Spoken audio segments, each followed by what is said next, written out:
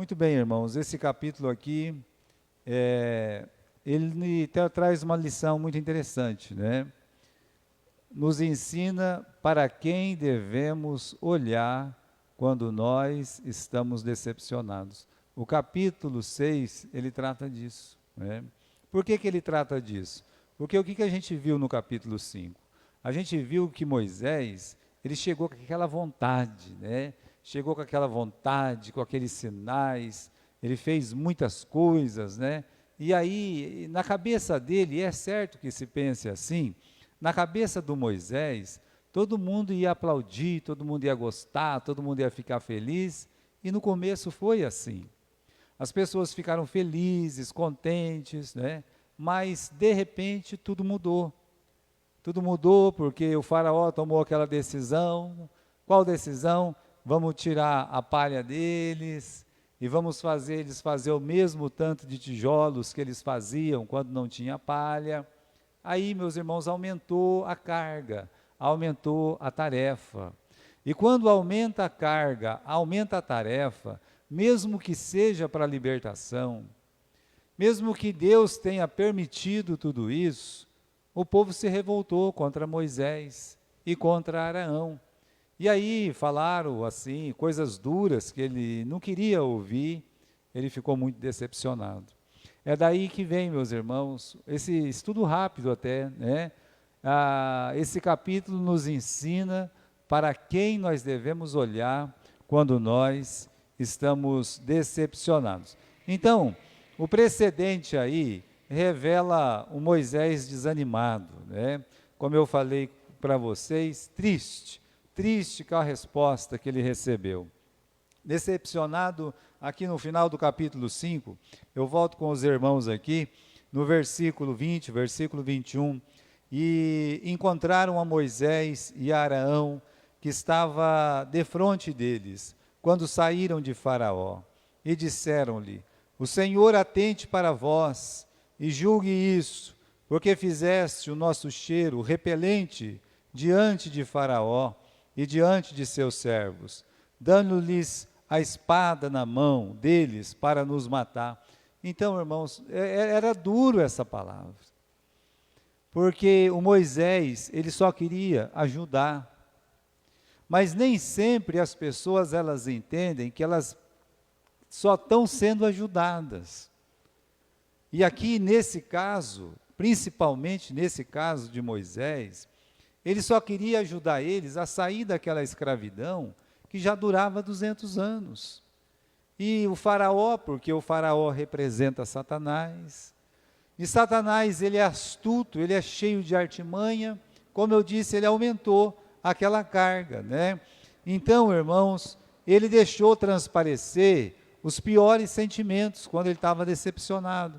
Ele deixou transparecer a revolta, né? Olha o que ele vai falar para Deus no versículo 22. Por que fizeste mal a este povo? Ele não está falando isso com o homem. Ele não está falando isso com o Arão. Não, ele está falando com Deus. Ele está falando para Deus: Deus, por que fizeste mal a este povo? Está duvidando da eficácia do chamado. Ele fala: por que o Senhor me chamou? Por que o Senhor me enviou? Né? O culpado pelo aumento da opressão, né? Desde que eu me apresentei para Faraó, esse povo só sofre, esse povo só está, né, sendo maltratado, e ainda ele está chateado com Deus, né? Ele vai falar aqui no final do versículo 23, o Senhor de forma nenhuma, o Senhor livrou este povo. Então, irmãos, a reação dele é a reação da decepção, é a reação do desgosto. É como se ele dissesse para Deus: Deus, o Senhor me chamou, eu me apresentei, eu estou trabalhando, eu estou sendo fiel, mas o Senhor não está correspondendo. Isso com Deus. Agora nós temos uma pergunta aí no quadro, né? Como é que nós reagimos quando as coisas não saem do jeito que nós imaginamos? Porque com Moisés foi assim, não saiu do jeito que ele imaginava, né? E é a segunda vez que ele está tentando. Ele já teve uma primeira decepção 40 anos antes. Ele já foi lá, ele tentou, não deu certo, alguém chamou a atenção dele, pronto. O mundo acabou, ele saiu fugido e foi embora. Interessante o Moisés. Moisés era uma pessoa que também ele não gostava de ninguém falar nada para ele. Gostava que alguém fosse lá, falasse alguma coisa, né? Pronto, já o mundo já acabava, baixava a cabeça, ou ia para lá e coisa e tal, sumia. Então ele tinha que trabalhar isso no coração dele também. E aqui, meus irmãos, é a segunda vez que ele sofre uma decepção. Da primeira vez ele pensava que as pessoas iam entender que ele era o libertador, não entenderam. Agora ele tinha sinais, ele tinha maravilhas para apresentar, e a expectativa foi ainda maior, mas a decepção foi do tamanho da expectativa. Então, meus irmãos, a pergunta que fizemos: como nós reagimos diante das nossas decepções, né? Nós passamos a desacreditar de Deus, nós passamos a desacreditar das pessoas, né? Nós decidimos abandonar tudo. Então, estava conversando com a Mariazinha, dentro dessa história que a gente está vendo, né, das nossas missões, de missionários, né, que já ajudaram a gente há 40 anos atrás, né, Mariazinha? Há 30, 35, 40 anos atrás. Por algum motivo, eles chegam com ânimo, né, com aquela alegria, com aquela força, parece que tudo vai dar certo, mas o que mais durou ficou 3 anos. É muito pouco, né? É muito pouco para tantos que vêm, e nessa leva de tantos que veio, só a irmã Mariazinha ficou, nesses 40 anos. Só ela. E ela pôde ver os frutos, as bênçãos que Deus derramou na vida dela, por ela ter permanecido. Ela poderia também, em algum momento, se zangar, ficar chateada e falar: eu vim de tão longe, deixei minha família, estou me dedicando, estou fazendo o máximo, parece que Deus não sei, né? Parece que essas pessoas que eu estou aqui trabalhando com elas não sei também, parece que as pessoas que estão aí que podiam me ajudar, não sei também, né? Então, um pastor foi abandonando, 2 foi abandonando, 3 foi abandonando, 4 foi abandonando, e de abandono em abandono, meus irmãos, só sobrou ela. Mas ela viu as bênçãos, ela pôde ver o que os outros não viram. Então a pergunta é simples, mas é uma pergunta que nós devemos fazer: como nós reagimos, como as coisas não saem do jeito que a gente imagina. Seja porque alguém falou alguma coisa que nos chateou, ou fez alguma coisa que nos chateou, ou eu não concordo como as coisas estão andando, pronto, então eu vou desistir, é assim? Veja, meus irmãos, que o nosso amigo aqui, o Moisés, esse personagem tão maravilhoso dentro das Escrituras, ele está bravo com Deus. Por ele voltava embora e deixava tudo para lá. Melhor ser pastor lá em Midian, né? Pelo menos aquelas ovelhas lá não dava trabalho. Aquelas ovelhas não xingavam ele, aquelas ovelhas ele mandava ir para um lado, ia, pegava um pedaço de pau, dava na cabeça, né? Agora essas aí não, essas aí, ele está todo feliz, daqui a pouco encontra com eles no meio da praça, todo mundo xinga ele, chama ele de carrasco, né? Que está atrapalhando a vida deles, que a vida deles só foi para trás depois que Moisés chegou ali. Então não é fácil, né? Não é fácil. Eu digo uma coisa: você quer trabalhar para Deus? Não é fácil. Um dos segredos de trabalhar para Deus é perseverança, sabendo que no Senhor o vosso trabalho, ele não é vão. Agora, a fraqueza dos sinais. Moisés, quando ele chegou, ele estava muito valente, criou coragem, falou com o povo ficou contente. Ele colocava a mão lá no peito dele, a mão ficava leprosa, tirava a mão ficava limpa. Ele jogava uma varinha lá, virava serpente. Olha, irmãos, o negócio está bonito. Então, ele veio com aquela autoridade de sinais, todo mundo admirando ele, todo mundo creu. A Bíblia diz que não somente creram, mas adoraram. Vamos adorar a Deus, que agora nós temos um profeta milagroso aí. Aí veio a aflição, ou seja, né? O mínimo de aflição que veio, só tirou a palha, Meus irmãos, ninguém morreu, não. Ninguém foi colocado ali para morrer, não. Não. Teve lá os exatores, eles foram chicoteados, mas o povo não. O povo estava lá. Então não foi uma coisa assim do fim do mundo. Mas agora, o Moisés, que até ontem era bom, agora não serve para mais nada. É o ruim, é o mal, né? A adoração foi transformada em choro, em desgosto. A admiração por Moisés foi transformada em crítica pesada.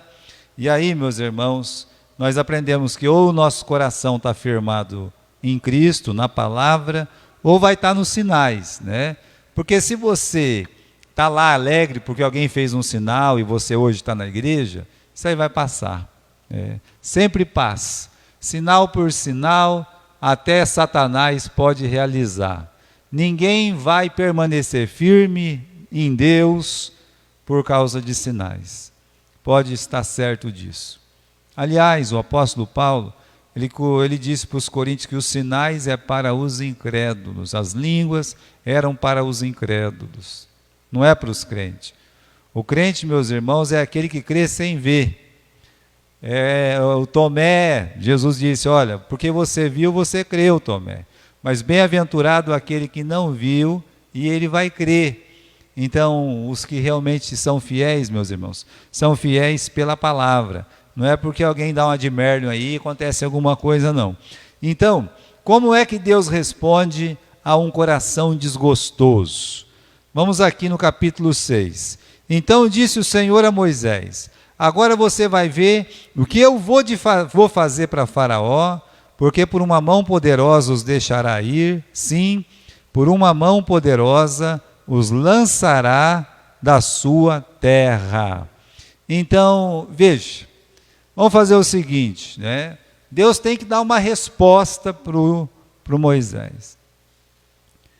Ele poderia olhar e dizer assim, Moisés, eu acho que está faltando eu colocar mais poder em você. É isso que, né? Calma lá. Volta lá e faz umas outras coisinhas aí, para o homem ter medo de você, para ele te respeitar.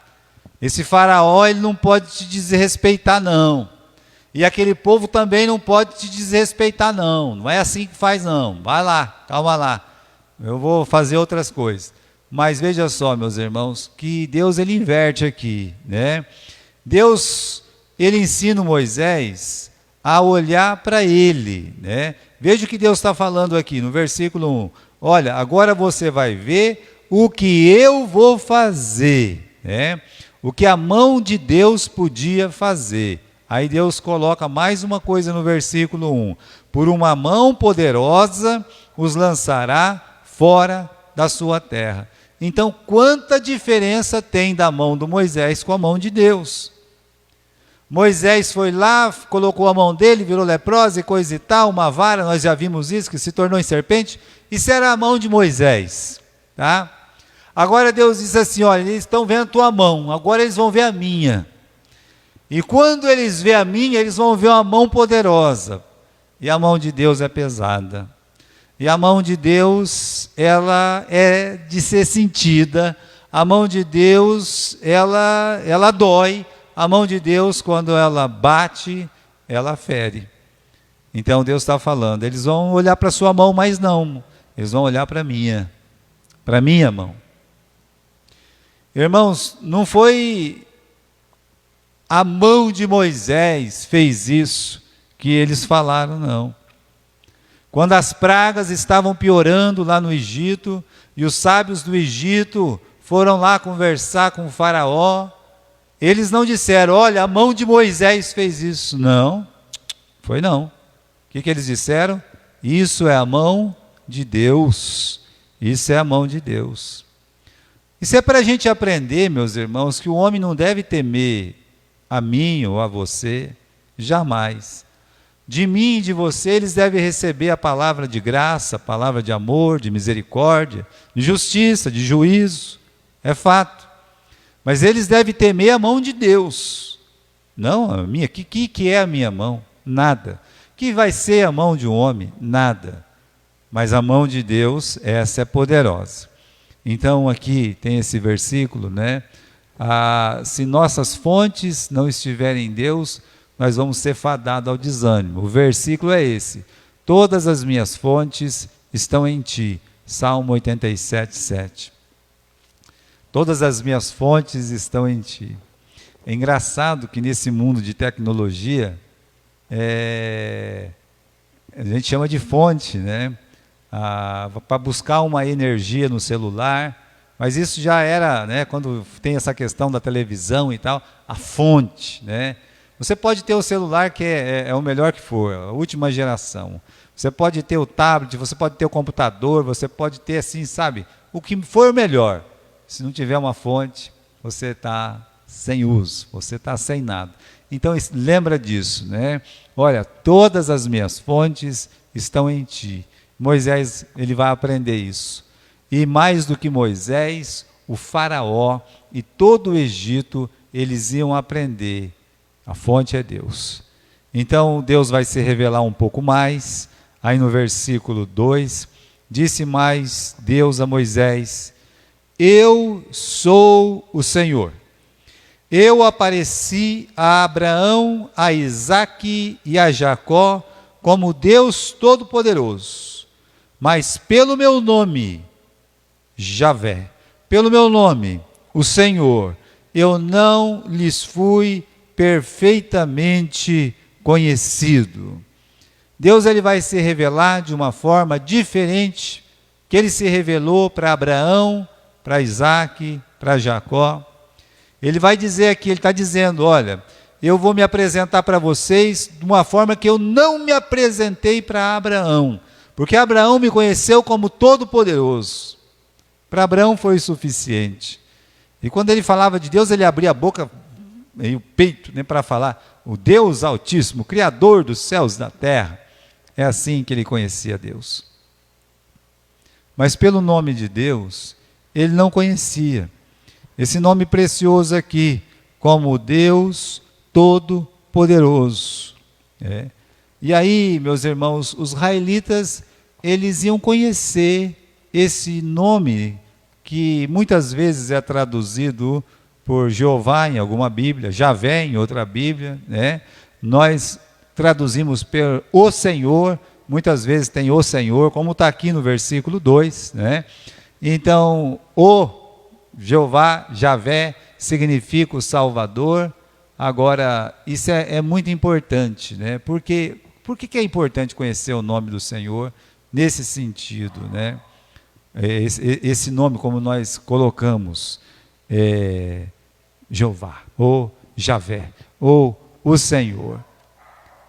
Lembra que Deus chegou e falou assim para Moisés: Moisés, eu sou o que sou.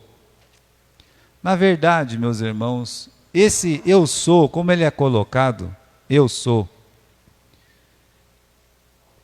é um tempo presente.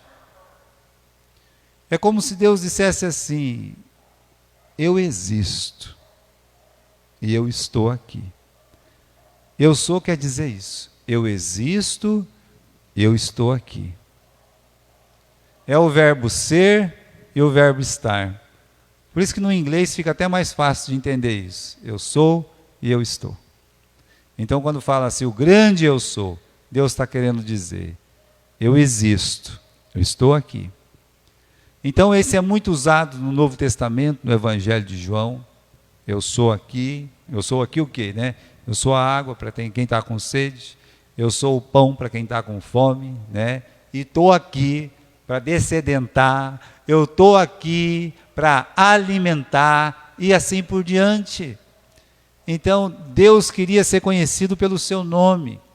Meus irmãos, quantas coisas você pode colocar na frente do grande eu sou? Coloque. Olhe para o Evangelho de João e coloque aquilo que está lá. Coloque lá, eu sou a luz para quem está em trevas. Eu sou o bom pastor, pronto. Quantas coisas ele é. Ele pode olhar para uma irmã que está chorando porque o irmão morreu. Ele pode olhar para aquela irmã e dizer o que aquela irmã precisa ouvir num velório. E o que Jesus era? Eu sou a ressurreição, eu sou a vida. É assim, com Deus é assim. Por isso Ele quer, meus irmãos, que nós o conheçamos como esse grande eu sou. Agora, a igreja tem um privilégio que Israel não teve. Israel teve um privilégio que Abraão não teve. Abraão conheceu Deus como Todo-Poderoso, Israel como o grande eu sou. Agora, nós, a igreja, conheceu Deus em Cristo Jesus.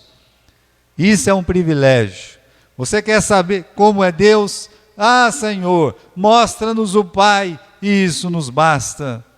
Jesus olhou para Filipe e disse: Filipe, eu estou há tanto tempo convosco e ainda não me conheces.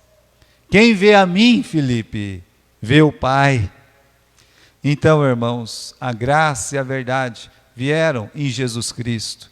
Isso é um privilégio que a igreja tem, que geração nenhuma teve esse privilégio. É por isso que Jesus disse: em verdade vos digo que muitos profetas, muitos justos desejaram ver o que vedes e não viram, ouvir o que ouvis e não ouviram.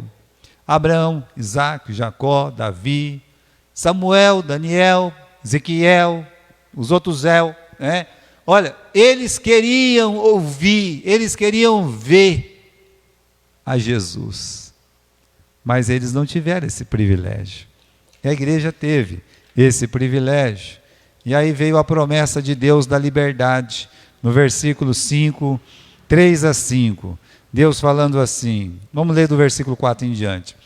Estabeleci a minha aliança com eles para dar-lhes a terra de Canaã, a terra da sua peregrinação, na qual foram peregrinos. Eu também tenho ouvido o gemido dos filhos de Israel, aos quais os egípcios fazem servir, e lembrei-me da minha aliança. Portanto, dize aos filhos de Israel: eu sou o Senhor, e vos tirarei de debaixo das cargas dos egípcios. Eu vos livrarei da servidão. Eu vos resgatarei com o braço estendido, com grande juízo. Eu vos tomarei por meu povo. Serei vosso Deus. Sabereis que eu sou o Senhor vosso Deus. Eu vos tiro de debaixo das cargas dos egípcios. Eu vos levarei à terra, acerca da qual levantei a minha mão, jurando que a daria a Abraão, Isaque e a Jacó.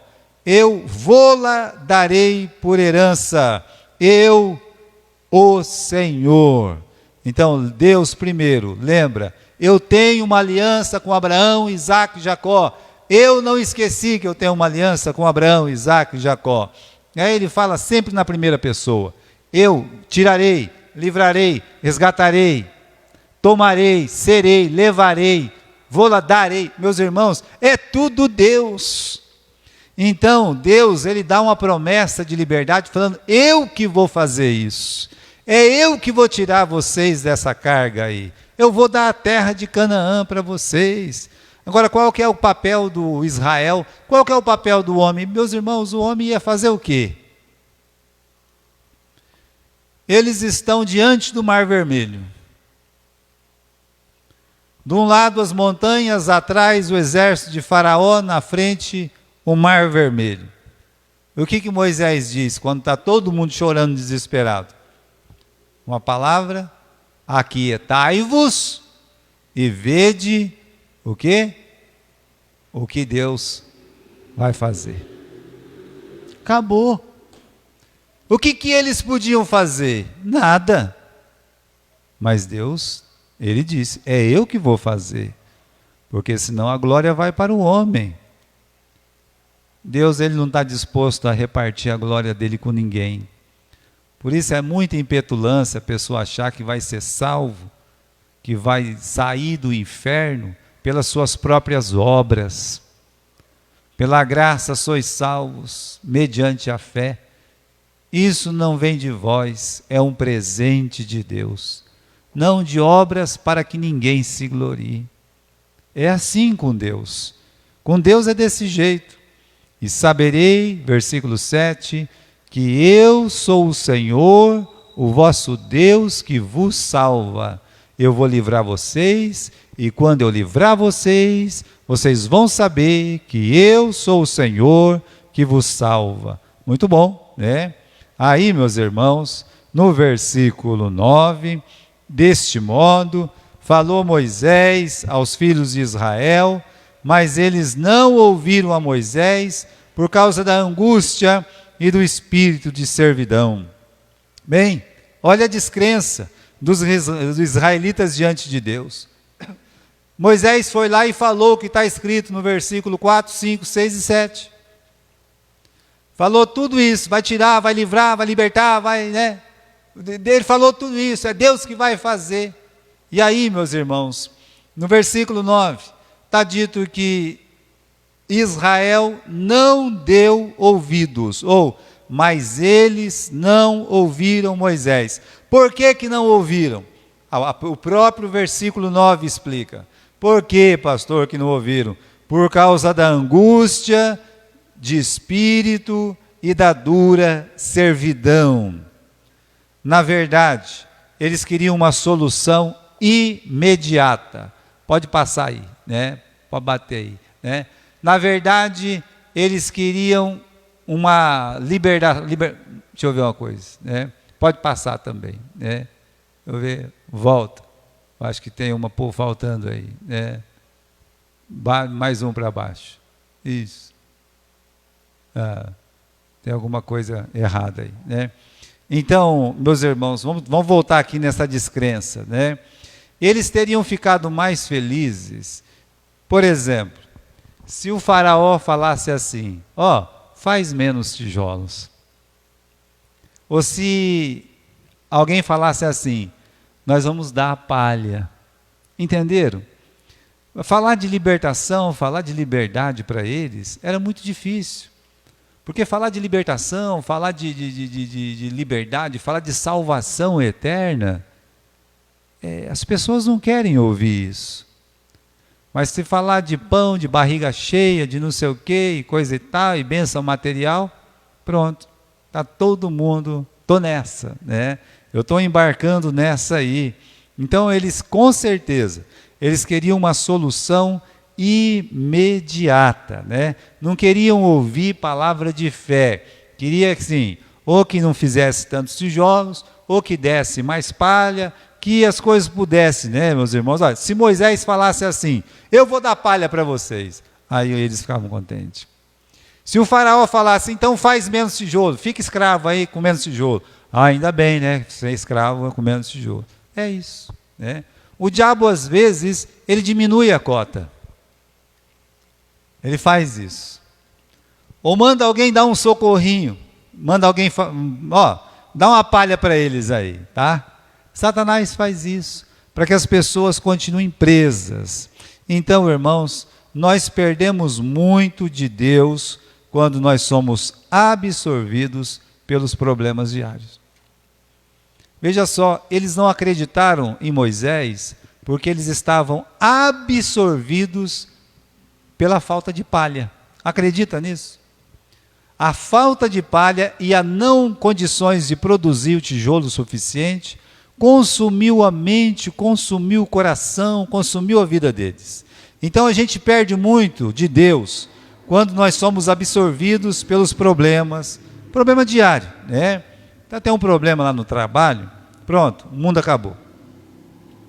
Volta lá no começo da nossa lição, da nossa história. Estou com um problema lá na minha família, pronto, acabou o mundo também. Nós estamos com um problema na igreja, pronto, o mundo acabou também. Olha, lembra disso, nós perdemos muito de Deus, tá? De Deus, quando absorvidos pelos problemas diários. Então a gente tem que ter o cuidado para que as adversidades não tomem conta do nosso coração. É isso que a gente deve fazer, né? Então eles estavam tão angustiados, não queriam mais acreditar no que Moisés falava, culpavam Moisés de tudo, né? Agora tudo é culpa de Moisés, Moisés, Moisés. Nenhum deles falou assim, a culpa é de Faraó. Quem que nos escravizou? O Faraó. Não foi o Moisés está aqui para ajudar. É o faraó que está nos escravizando. Não deixe o faraó deste mundo escravizar a sua mente, o seu coração. Como ele é prático, implantar desgosto, implantar decepção, implantar tristeza. Ele sabe o que ele vai semear.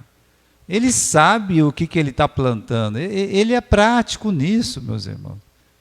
Eu vou colocar essa sementinha do desgosto aqui agora. Agora eu vou colocar essa sementinha da raiva. Então ele cria situações para que a pessoa fique desgostosa, ressentida, magoada e vai abandonando a casa do Senhor.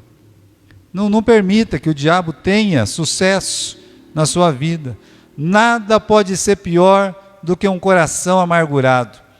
E não importa o que lhe amargurou, lembre-se disso. Né? Se for conversar com cada um, um pastor, ele abandonou um trabalho próspero, né? Mas próspero. Porque ele achava que, mesmo ele trabalhando muito, e mesmo ele sendo abençoado ali, Deus estava abençoando o trabalho dele, pessoas salvando e tal, ele não era reconhecido pelos seus pares. Ele achava assim, então, que já que ninguém me reconhece, eu vou embora. Olha a cabeça, né? Prefere ir embora porque queria que os pares, os outros pastores, reconhecessem o trabalho dele. Sendo que cada igreja é local, sendo que cada trabalho... E um trabalho próspero, assim, de ter congregação e um monte de coisa. Veja o que o diabo planta no coração de uma pessoa.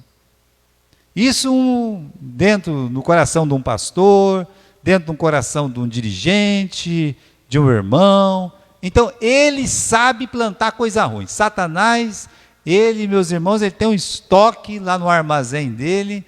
Ele sabe o que ele precisa plantar no coração de cada um de nós, porque ele quer amargura, ele quer decepção, ele quer tristeza.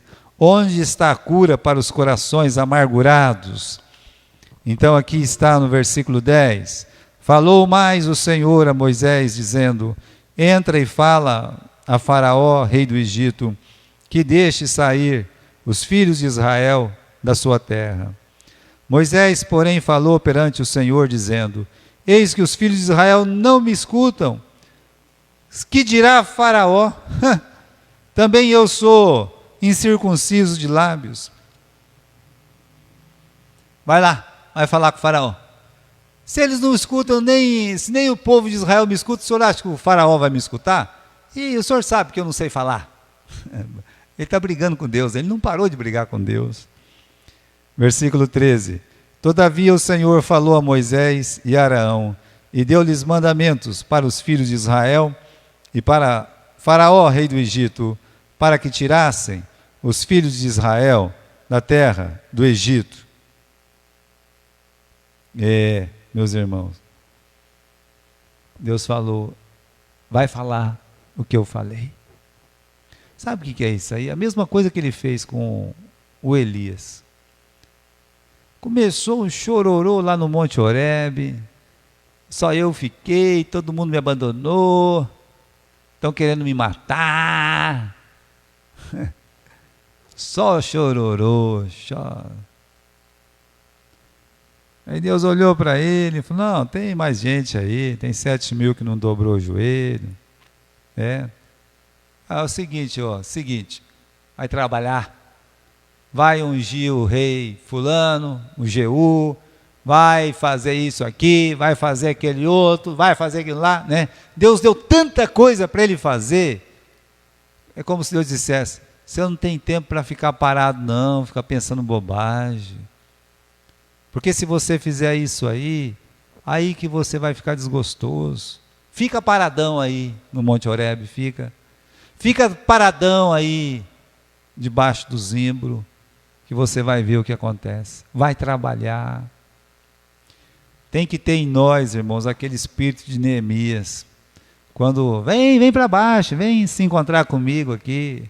O camarada olha e diz: eu não tenho tempo para perder. Eu não tenho tempo para ir no campo de ONU, coisa nenhuma. Eu tenho que trabalhar. Tenho que trabalhar para Deus.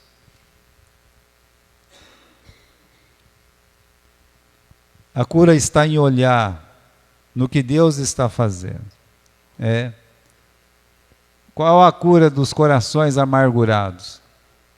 Tira o Moisés e Arão. Vai adiantar alguma coisa? Vai continuar amargurado. E tira aquela ideia que Deus pode tudo.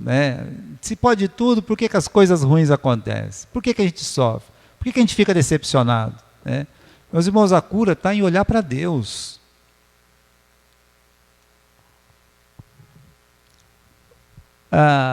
Vamos ver se alguém sabe essa resposta. É uma resposta fácil. Por que as serpentes estavam picando as pessoas no deserto?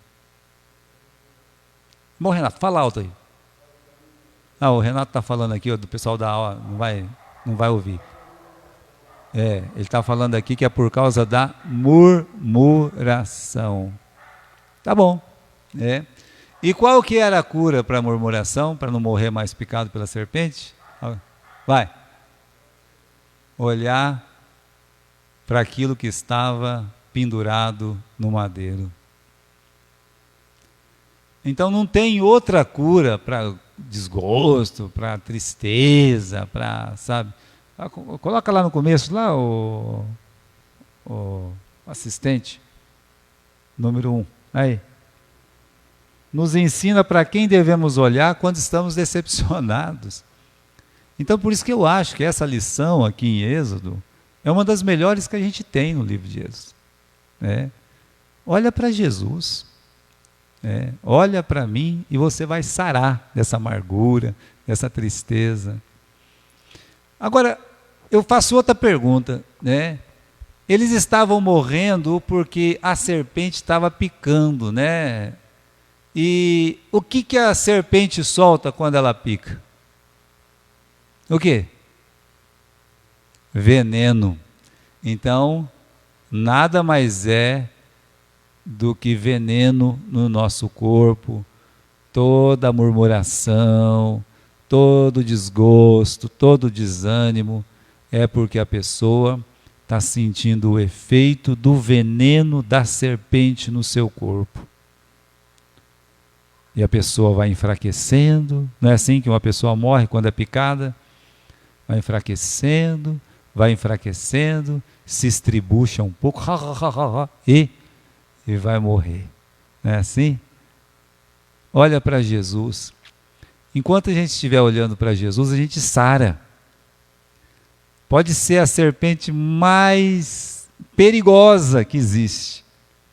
Mas quando a pessoa deixa de olhar para Moisés, para Arão e olha para a serpente de cobre lá no madeiro,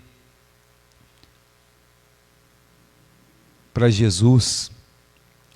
Então, meus irmãos, a cura ela acontece. No outro dia a pessoa já está boa, porque ela olha para Jesus, sabe o quanto Jesus sofreu por ela, que Jesus não foi resmunguento, que Jesus ele lutou, ele venceu o pecado, ele venceu até a morte. Então, não vamos esquecer disso. Amém?